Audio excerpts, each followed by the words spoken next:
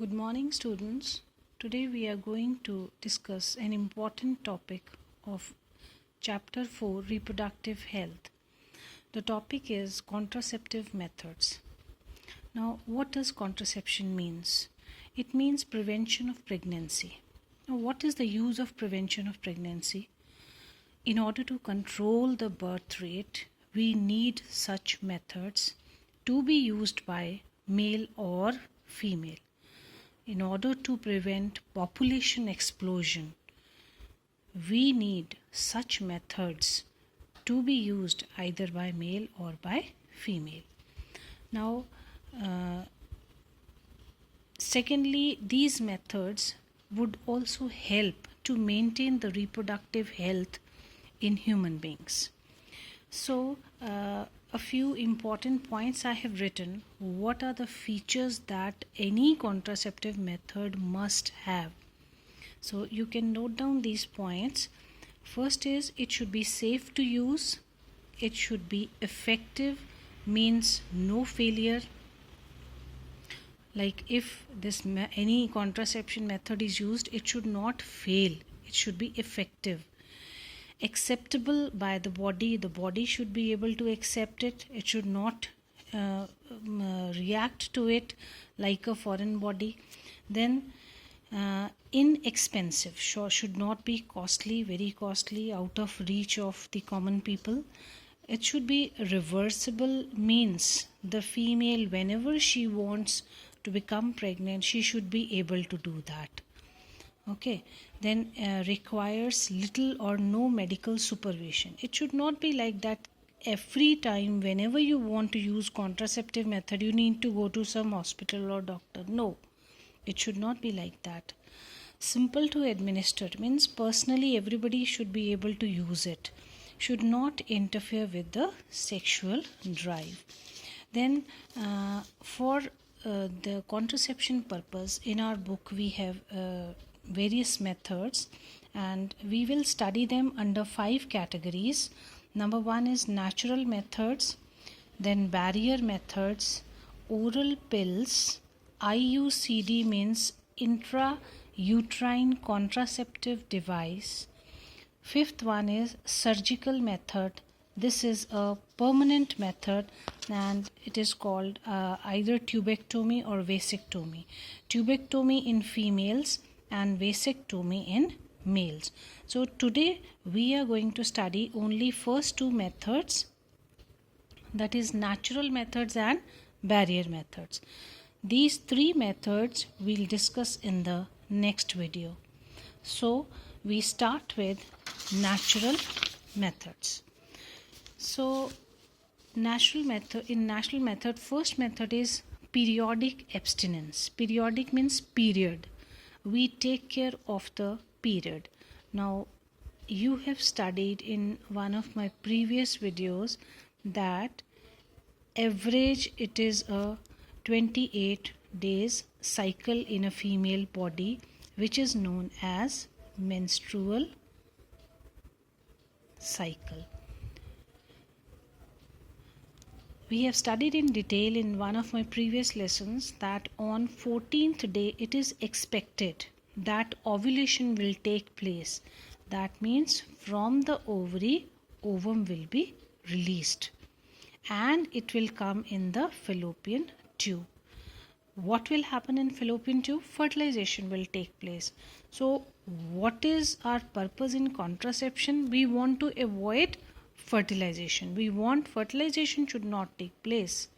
So what we will see on 14th day when ovulation is going to take place, we want that at that time sperms should not enter the female body.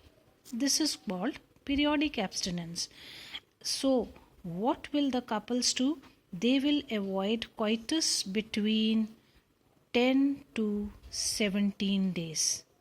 Why? Because this is the most fertile period. Why fertile? Because on 14th day ovulation will take place.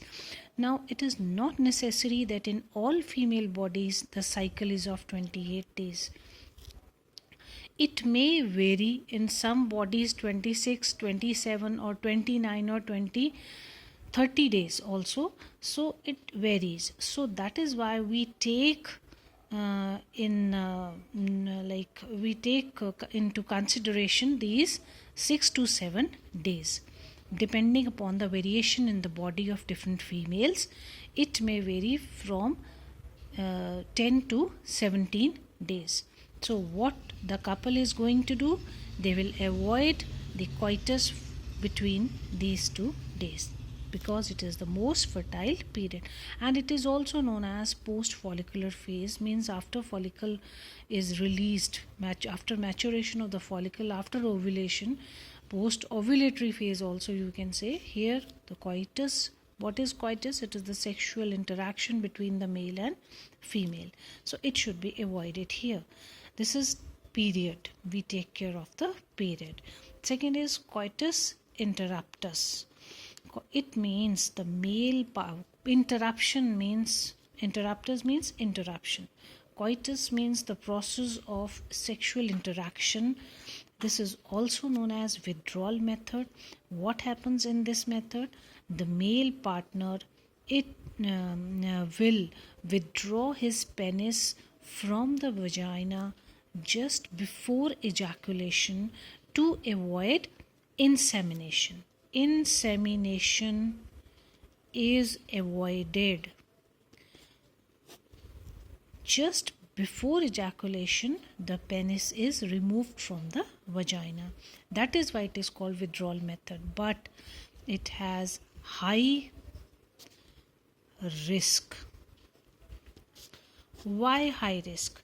Because pre-ejaculatory fluid may contain certain sperms.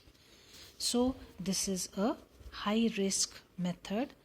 Although some people use this method, but you cannot say this is a safe method. It may lead to fertilization also, because pre-ejaculatory fluid may contain some sperms. Third method is lactational amenorrhea. Now what is lactation? Lactation means feeding. So just after parturition, what happens? The mother blood contains rich supply of prolactin hormone. From where does this prolactin hormone comes? From pituitary. Pituitary releases prolactin in the female body. Now what does it do, prolactin? It gives a negative feedback to the hypothalamus,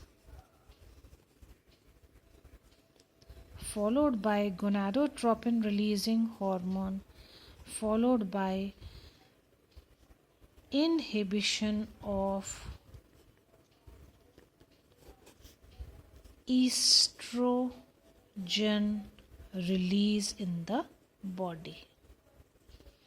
So when estrogen is not there, that means no ovulation.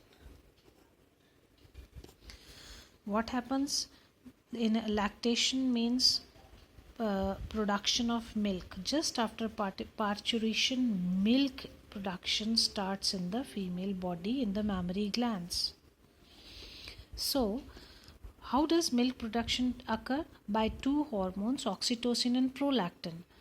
The prolactin regulates the secretion of milk, and this is released by pituitary gland.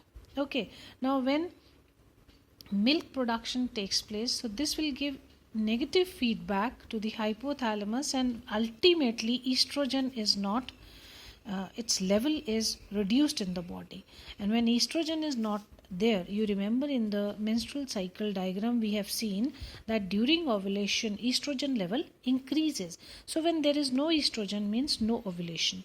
But this process, because excessive milk production takes place after parturition, after birth, so this method can be helpful only up to 3 months maximum. In your book it's written 5 to 6 months, but practically it is possible only up to 3 months, but that too it is risky. Then comes our next method, that is female basal body temperature. What is, it has been observed that if on 14th day ovum is released, prior to it, that means on 13th day, the body temperature lowers. What lowers? Body temperature lowers. It is not much difference, it is 1 to 2 degrees, and in this case female has to record her body temperature daily. So this is a cumbersome process, it is not very easy. Practically it's not so possible, and starting from the first day of menstrual cycle, if you reach on 13th day approximately, here body temperature lowers, because on 14th day ovulation is going to take place, and just after ovulation the body temperature again reaches normal. So this lowering of temperature is very mild, and this is prior to the ovulation, 1 day prior to the ovulation, but you cannot rely upon this method. So these are all natural methods of contraception, but these are not reliable methods. Now coming to the second method, that is barrier method. Now barrier means, as you know, it is a sort of hindrance in the process of fertilization. It is studied under two categories. Number one is physical, number two chemical. In physical barriers, diaphragm and cervical cap, these are the two methods which are used by female body, and these are replaceable. It is not very popular method, and these these are certain. Diaphragm is a like membrane like structure, it is just like a membrane, and it is inserted in the body 6 hours prior to coitus. What is coitus? It is sexual interaction. So prior to interaction 6 hours earlier, these can be worn by the female in the vagina, and after that, after coitus, you can clean and store them for reuse. These can be reused, but here it is not very common. Then coming to two types of condoms, male condoms and female condoms. So maximum what are used as physical barriers, male condoms are used. It consists of thin sheath, and this sheath may be made up of latex, that is a rubber,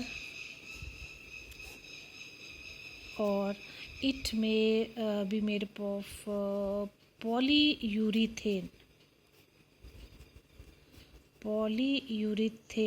This is a type of plastic material. It may also be made up of, like you can say, natural also, like some animal membrane. Natural is made up of animal membrane.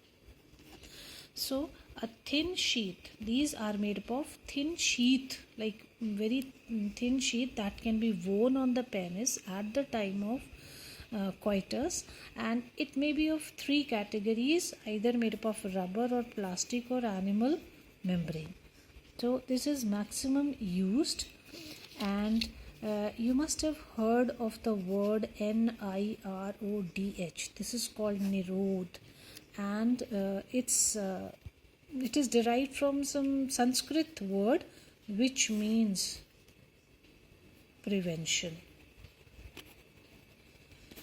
So this name is used for male condoms, and this has been started by government, our Indian government, and this means prevention. So these are used to prevent the process of fertilization. Then coming to female condoms, it is just like a, you can say, pouch, and it is made up of plastic. Okay, and it is worn inside the vagina and towards one end, this is towards cervical end, which is introduced inside the cervix, and this is towards the vaginal end. This is open end, but on towards the both sides two ring like structures are there, and this ring is closed ring and this is open ring. So it can be worn in the female vagina and it reaches up to cervix, and there the passage for the penis is stopped, it is hindered here. Okay, then these are the four physical barriers that are studied in class 12th: diaphragm, cervical caps, male condoms and female condoms. And these are the most beneficial methods, and it has various advantages also. Number one, it prevents STDs, that is sexually transmitted diseases. Number two, no side effects. Then it is user friendly.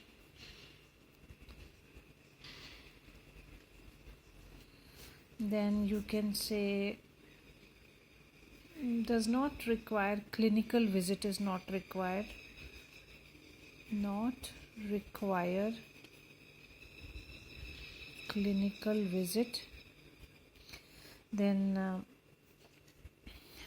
or भी है काफ़ी, you can say like it is user friendly, means no side effects also, very less side effects, no side effects, and like this you can study. Then coming to, and one thing more special about the physical barriers, that only physical barriers prevent sexually transmitted diseases. No other method helps in prevention from sexually transmitted disease. This is very important. Okay, so these are a few points which are, you can say, advantages. Okay, it is also very cheap, easily available.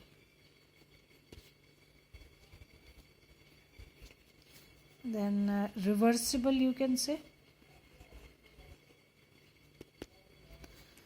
Then coming to chemical barriers. In chemical barriers we have studied, these are called spermicidal in nature, means they, what cidal means, they are like inhibiting, they are inactivating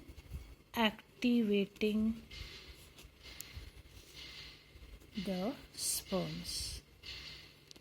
These are all chemicals in the form of foam, in the form of creams, in the form of jellies, and sponges also. These are disposable sponges, foam sponges, and all of them have something in common. Now these sponges are made up of polyurethane, effective for 24 hours. Then these creams and jellies may also contain